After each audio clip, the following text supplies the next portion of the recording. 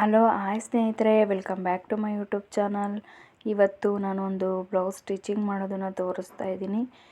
ನೋಡಿ ಯಾವ ರೀತಿ ಸ್ಟಿಚಿಂಗ್ ಮಾಡೋದು ಅಂತ. ಮೊದಲಿಗೆ ಥ್ರೆಡ್ ಪೈಪಿಂಗು ಲೈನಿಂಗ್ ಕ್ಲಾತಿಗೆ ಅಟ್ಯಾಚ್ ಮಾಡ್ಕೊಂಡು ಅದನ್ನು ಸೀದಾ ಕ್ಲಾತಿಗೆ ಹಾಕಿ ನೀಟಾಗಿ ಸ್ಟಿಚಿಂಗ್ ಹಾಕ್ಕೊತಾ ಇದ್ದೀನಿ. ನೋಡಿ ನಾನು ಯಾವ ರೀತಿ ಸ್ಟಿಚಿಂಗ್ ಹಾಕ್ತಾಯಿದ್ದೀನಿ ಅಂತ. ಈ ರೀತಿ ಸ್ಟಿಚಿಂಗ್ ಹಾಕಿದರೆ ಅದು ಕ್ಲಾತು ಅಲ್ಲಲ್ಲಿ ಜರುಗಾಡಲ್ಲ. ಈ ಕ್ಲಾತು ಒಂಥರ ಟಿಶ್ಯೂ ಕ್ಲಾತ್ ಥರ ಇತ್ತು, ಹಾಗಾಗಿ ಜರುಗಾಡುತ್ತೆ ಅಂತ ಮತ್ತೆ ಮೇಲ್ಗಡೆನೂ ಸಹ ನಾನು ಸ್ಟಿಚ್ ಹಾಕ್ತಾಯಿದ್ದೀನಿ. ಅದೇ ರೀತಿ ಫುಲ್ಲು ಸ್ಟಿಚ್ ಹಾಕ್ಕೊಂಡು ಎಕ್ಸ್ಟ್ರಾ ಇರೋ ಕ್ಲಾತ್ನ ಎಲ್ಲ ತೆಗೆದುಬಿಡಬೇಕು ಸ್ನೇಹಿತರೆ. ನೋಡಿ ಯಾವ ರೀತಿ ಎಡ್ಜಿಗೆ ನೀಟಾಗಿ ಆ ಥರ ಸ್ಟಿಚ್ ಹಾಕ್ಕೊಂಡು ಎಕ್ಸ್ಟ್ರಾ ಇರೋ ಕ್ಲಾತ್ನೆಲ್ಲನ ತೆಗಿಬೇಕು. ಇದೇ ರೀತಿ ನಾನು ಎಲ್ಲ ಫುಲ್ಲು ಸ್ಟಿಚಿಂಗ್ ಹಾಕ್ಕೊಂಡು ಕಟ್ ಮಾಡಿ ತೆಗಿತೀನಿ ಸ್ನೇಹಿತರೆ. ಇದೇ ಥರ ನಾನು ಫ್ರಂಟಿಗೂ ಸಹ ಲೈನಿಂಗ್ ಕ್ಲಾತಿಗೆ ಥ್ರೆಡ್ ಪೈಪಿಂಗ್ ಅಟ್ಯಾಚ್ ಮಾಡ್ತಾಯಿದ್ದೀನಿ. ನೋಡಿ ನಾನು ಥ್ರೆಡ್ ಪೈಪಿಂಗ್ ಫಸ್ಟೇ ಮಾಡಿ ಇಟ್ಕೊಂಡಿದ್ದೆ. ಇವಾಗ ಅದನ್ನು ಲೈನಿಂಗ್ ಕ್ಲಾತಿಗೆ ಅಟ್ಯಾಚ್ ಮಾಡ್ತಾಯಿದ್ದೀನಿ. ಅಟ್ಯಾಚ್ ಮಾಡಿ ಅದನ್ನು ಈಗ ಮೇನ್ ಫ್ಯಾಬ್ರಿಕ್ಕು ಸೀದಾ ಇಟ್ಕೊಂಡು ಸೀದಾದ್ರ ಮೇಲೆ ನೀಟಾಗಿ ಅಟ್ಯಾಚ್ ಮಾಡಬೇಕು. ಅಟ್ಯಾಚ್ ಮಾಡಿರೋ ಪೈಪಿಂಗು ಒಳಗಡೆ ಹೋಗಬೇಕು, ಸೀದಾ ಕ್ಲಾತ್ ಇರಬೇಕು. ಈ ರೀತಿ ಹಾಕ್ಕೊಂಡು ನೀಟಾಗಿ ಕ್ರಾಸಲ್ಲಿ ಯಾವ ರೀತಿ ಕ್ರಾಸ್ ಬಂದಿದೋ ಅದೇ ರೀತಿ ಕ್ರಾಸ್ ಥರ ಕ್ಲಾತ್ನ ಇಟ್ಕೊಂಡು ಥ್ರೆಡ್ ಪೈಪಿಂಗ್ ಕೊಡಬೇಕು. ಆವಾಗ ನೀಟಾಗೆ ಬರುತ್ತೆ ಥ್ರೆಡ್ ಪೈಪಿಂಗು. ಎಲ್ಲೂ ರಿಂಕಲ್ಸ್ ಬರೋದೇ ಆಗಲಿ ಅಥವಾ ಉಬ್ಬುದಕ್ಕೂ ಆಗೋದೇ ಆಗಲಿ ಆಗಲ್ಲ. ಈ ರೀತಿ ಮಾಡ್ಕೊಂಡು ನೀಟಾಗೆ ಎಲ್ಲದನ್ನು ಇದನ್ನು ಅಷ್ಟೇ ನೀಟಾಗಿ ಎಡ್ಜಿಗೆ ಒಂದು ಕಿನಾರಿ ಸ್ಟಿಚ್ ಹಾಕ್ಕೊಂಡು ಎಕ್ಸ್ಟ್ರಾ ಇರೋ ಕ್ಲಾತ್ನ ತೆಗಿಬೇಕು ಕಟ್ ಮಾಡಿ. ಅದೇ ರೀತಿ ನಾನು ಇನ್ನೊಂದು ಕಡೆನೂ ಸಹ ಥ್ರೆಡ್ ಪೈಪಿಂಗ ಕೊಟ್ಟು ಇಟ್ಕೊಂಡಿದ್ದೀನಿ. ಅದನ್ನು ಇವಾಗ ಮೇನ್ ಫ್ಯಾಬ್ರಿಕ್ಕಿಗೆ ಅಟ್ಯಾಚ್ ಮಾಡ್ತಿದ್ದೀನಿ. ನಾವು ಯಾವುದನ್ನೇ ಅಟ್ಯಾಚ್ ಮಾಡಲಿ ನೋಡಿ ಈ ರೀತಿ ಇಟ್ಕೊಂಡು ನೀಟಾಗಿ ಥ್ರೆಡ್ ಪೈಪಿಂಗ್ ಕೊಟ್ಟೋದು ಒಳಗಡೆ ಹೋಗಬೇಕು. ಮೇನ್ ಫ್ಯಾಬ್ರಿಕ್ಕು ಸೀದಾ ಇರಬೇಕು. ಆ ರೀತಿ ಕೊಟ್ಟು ಎಕ್ಸ್ಟ್ರಾ ಇರೋ ಕ್ಲಾತ್ನ ತೆಗೆದು ನಾವು ಎಲ್ಲೆಲ್ಲಿ ಟರ್ನಿಂಗ್ ಬಂದಿತ್ತೋ ಆ ಕ್ರಾಸಲ್ಲೆಲ್ಲ ನೀಟಾಗಿ ನಾಚು ಹಾಕಬೇಕು. ಆ ರೀತಿ ನಾಚು ಹಾಕೊಂಡಾಗ ನಾವು ಥ್ರೆಡ್ ಪೈಪಿಂಗು ಯಾವ ಶೇಪಲ್ಲಿ ಕೊಟ್ಟಿರ್ತೀವೋ ಅದೇ ಶೇಪು ನೀಟಾಗೆ ಬರುತ್ತೆ.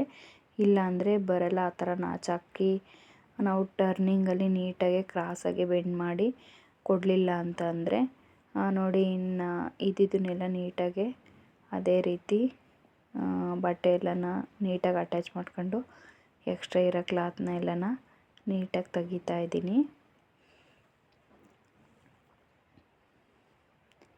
ಈ ಥರ ತೆಗ್ದಾದ್ಮೇಲೆ ನಾನು ಇವಾಗ ಡಾಟ್ ಹಿಡಿತಾ ಇದ್ದೀನಿ.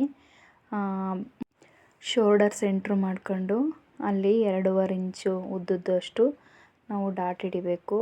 ಅದೇ ರೀತಿ ಸೈಡಿಗೂ ಅಷ್ಟೇ ಆ ಥರನೇ ಡಾಟ್ ಹಿಡಿಬೇಕು. ಅದರ ಆಪೋಸಿಟ್ಟಾಗಿ ಕ್ಲಾತ್ನ ಇಟ್ಕೊಂಡು ನೀಟಾಗಿ ಡಾಟ್ ಇಟ್ಕೋಬೇಕು. ನೋಡಿ ನಾನು ಯಾವ ರೀತಿ ಡಾಟ್ ಹಿಡಿತಾ ಇದ್ದೀನಿ ಅಂತ. ಆ ರೀತಿ ಹಿಡಿದ್ರೆ ನೀಟಾಗಿ ಕಪ್ಸು ಬರುತ್ತೆ. ಅದೇ ರೀತಿ ಇವಾಗ ಇದೆಲ್ಲ ಹಿಡ್ದಿದ್ದಾಯಿತು. ಶೋಲ್ಡರ್ನ ಜಾಯಿಂಟ್ ಮಾಡ್ಕೊತಿದ್ದೀನಿ. 2 ಶೋಲ್ಡರ್ನು ನೀಟಾಗಿ ಜಾಯಿಂಟ್ ಮಾಡ್ಕೊಂಡು ಅದರಲ್ಲಿ ಎಕ್ಸ್ಟ್ರಾ ಏನಾದರೂ ಕ್ಲಾತ್ ಬಂದಿದ್ರೆ ನೀವೇನು ಭಯ ಬೀಳಬೇಕಾಗಿಲ್ಲ. ಎಕ್ಸ್ಟ್ರಾ ಇರೋ ಕ್ಲಾತ್ನ ನೀಟಾಗಿ ಟ್ರಿಮ್ ಮಾಡ್ಕೊಳ್ರಿ. ಅದೇ ರೀತಿ ಇವಾಗ ಬೆಲ್ಟ್ ಪಟ್ಟಿ ಹಚ್ಚುತ್ತಿದ್ದೀನಿ. ಬೆಲ್ಟ್ ಪಟ್ಟಿನೂ ಅಷ್ಟೇ ನಾನು ಎಲ್ಲ ಅಟ್ಯಾಚ್ ಮಾಡಿ ರೆಡಿ ಮಾಡಿ ಇಟ್ಕೊಂಡಿದ್ದೀನಿ. ಅದನ್ನು ಹಚ್ಚಬೇಕಾದ್ರೂ ಅಷ್ಟೇ ನೀಟಾಗಿ ಮೇನ್ ಫ್ಯಾಬ್ರಿಕ್ ಇಟ್ಕೊಂಡು ನೀಟಾಗಿ ಈ ರೀತಿ ಸ್ಟಿಚ್ ಹಾಕಬೇಕು. ಡಾಟ್ ಹಿಡ್ದಿರೋದನ್ನು ನೀಟಾಗಿ ಅದನ್ನು ಒಳಗಡೆ ಫೋಲ್ಡ್ ಮಾಡಿ ಸ್ಟಿಚ್ ಹಾಕಬೇಕು. ಹಾಕ್ಕೊಂಡು ನೋಡ್ರಿ ನಾನು ಈ ರೀತಿ ರೋಲ್ ಮಾಡಿ ಇನ್ವಿಸಿಬಲ್ ಆಗಿ ಬೆಲ್ಟ್ ಪಟ್ಟಿ ಅಟ್ಯಾಚ್ ಮಾಡ್ತಿರೋದು ರೋಲ್ ಮಾಡಿ ಅದನ್ನು ಒಳಗಡೆ ಕ್ಲಾತ್ನ ಇದನ್ನು ಮಾಡಿ ಕೆಳಗಡೆಗಿರೋದನ್ನು ಜಾಯಿಂಟ್ ಮಾಡ್ತಾಯಿದ್ದೀನಿ. ನೋಡಿ ನಾನು ಯಾವ ರೀತಿ ಜಾಯಿಂಟ್ ಮಾಡ್ತಾಯಿದ್ದೀನೋ ಅದೇ ರೀತಿ ನೀವು ಸಹ ಜಾಯಿಂಟ್ ಮಾಡಿ. ಈ ರೀತಿ ಇನ್ವಿಸಿಬಲ್ ಮಾಡಿದ್ರೆ ಕ್ಲಾತು ಎಳೆ ಬಿಡ್ಕೊಳಲ್ಲ ಮತ್ತು ನೀಟ್ ಫಿನಿಶಿಂಗ್ ಇರುತ್ತೆ. ಅದೇ ರೀತಿ ಆ ಥರ ಎಲ್ಲ ರಿಮೂವ್ ಮಾಡಿದಾದಮೇಲೆ ಮೇನ್ ಫ್ಯಾಬ್ರಿಕ್ ನೀಟಾಗೆ ನೋಡಿ ಈ ಥರ ಸ್ಟಿಚ್ ಹಾಕ್ಕೊಂಬರ್ಬೇಕು. ನಾನು ಬೇರೆ ಕಾಟನ್ ಕ್ಲಾತು ಸಾಫ್ಟ್ ಕ್ಲಾತ್ಗೆಲ್ಲ ಹಾಕಲ್ಲ. ಇದು ಟಿಶ್ಯೂ ಕ್ಲಾತ್ ಆಗಿರೋದ್ರಿಂದ ಒಂಥರ ಉಬ್ಕಣೋ ಥರ ಆಗುತ್ತೆ ಅಂತ ಅದನ್ನು ನೀಟಾಗಿ ಸ್ಟಿಚ್ ಹಾಕಿದ್ದೀನಿ. ಇನ್ನೊಂದಕ್ಕೂ ಸಹ ಅದೇ ರೀತಿ ನಾನು ಬೆಳ್ಪಟ್ಟಿ ಅಟ್ಯಾಚ್ ಮಾಡ್ತಾಯಿದ್ದೀನಿ. ನಾನು ಹೇಳಿದ್ನಲ್ಲ, ಬೆಳ್ಪಟ್ಟಿ ಅಟ್ಯಾಚ್ ಮಾಡಬೇಕಾದ್ರೆ ಡಾಟ್ ಹಿಡ್ದಿರೋದನ್ನು ಅದನ್ನು ನೀಟಾಗಿ ಒಳಗಡೆ ಫೋಲ್ಡ್ ಮಾಡಿ ಬೆಳ್ಪಟ್ಟಿ ಅಟ್ಯಾಚ್ ಮಾಡಬೇಕು. ಫೋಲ್ಡ್ ಮಾಡ್ದಲೇ ಇದ್ದರೆ ಅದು ಕಪ್ಸು ನೀಟಾಗಿ ಕೂತ್ಕೊಳ್ಳಲ್ಲ, ಚೆನ್ನಾಗಿ ಕಾಣಿಸಲ್ಲ. ನೋಡಿ ಯಾವ ರೀತಿ ನಾನು ಅದನ್ನು ಕ್ಲಾತ್ನ ಒಳಗಡೆಗೆ ಫೋಲ್ಡ್ ಮಾಡಿ ಸ್ಟಿಚ್ ಹಾಕಿದ್ದೀನಿ ಅಂತ, ಅದೇ ರೀತಿ ನೀವು ಸಹ ಫೋಲ್ಡ್ ಮಾಡಿ ಸ್ಟಿಚ್ ಹಾಕಿ ಈ ರೀತಿ ಮೇಲ್ಗಡೆನೂ ಅಷ್ಟೇ ಮೇನ್ ಫ್ಯಾಬ್ರಿಕ್ಕಿಗೆ ನೀಟಾಗಿ ಸ್ಟಿಚ್ ಹಾಕೊಬೇಕು. ಆವಾಗ ನೀಟಾಗಿ ಕೂತ್ಕೊಳ್ಳುತ್ತೆ. ಇದರಲ್ಲೂ ಅಷ್ಟೇ ನಾವು ಬೆಳ್ಪಟ್ಟಿ ಅಟ್ಯಾಚ್ ಮಾಡಿದಾಗ ಸೈಡಲ್ಲಿ ಎಕ್ಸ್ಟ್ರಾ ಕ್ಲಾತ್ ಬಂದಿರುತ್ತೆ, ಅದನ್ನು ನೀಟಾಗಿ ಅದನ್ನು ಟ್ರಿಮ್ ಮಾಡ್ಕೊಳ್ರಿ. ಟ್ರಿಮ್ ಮಾಡ್ಕೊಂಡು ಅದು ಬೆಳ್ಪಟ್ಟಿ ಡಬಲ್ ಪಟ್ಟಿ ಸಿಂಗಲ್ ಪಟ್ಟಿ ಹಚ್ಚಿರಿ. ಅದರಲ್ಲೂ ಹಚ್ಬೇಕಾದ್ರೂ ಅಷ್ಟೇ ಎರಡು ಸಮ ಇದ್ದಾವೆ ಅಂತ ನೋಡ್ಕೊಂಡು ಹಚ್ಚಬೇಕು.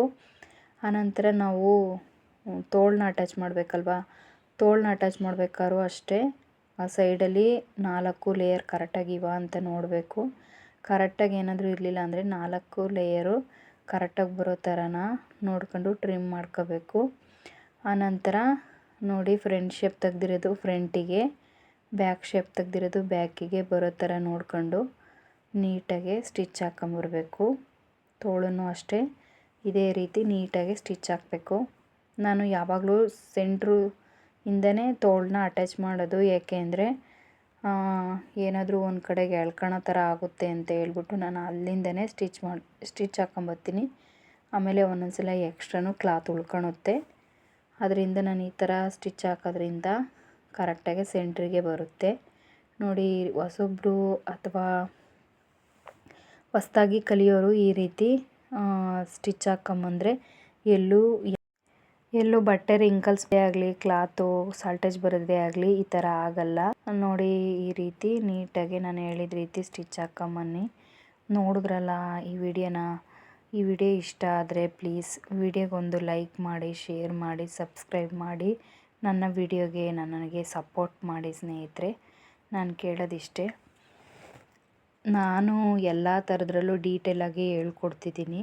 ಇನ್ನೂ ಡೀಟೇಲ್ ಬೇಕು ಅಂದರೆ ಕಮೆಂಟ್ ಮಾಡಿ ತಿಳಿಸಿ, ನಾನು ಹೇಳ್ಕೊಡ್ತೀನಿ. Thank you for watching.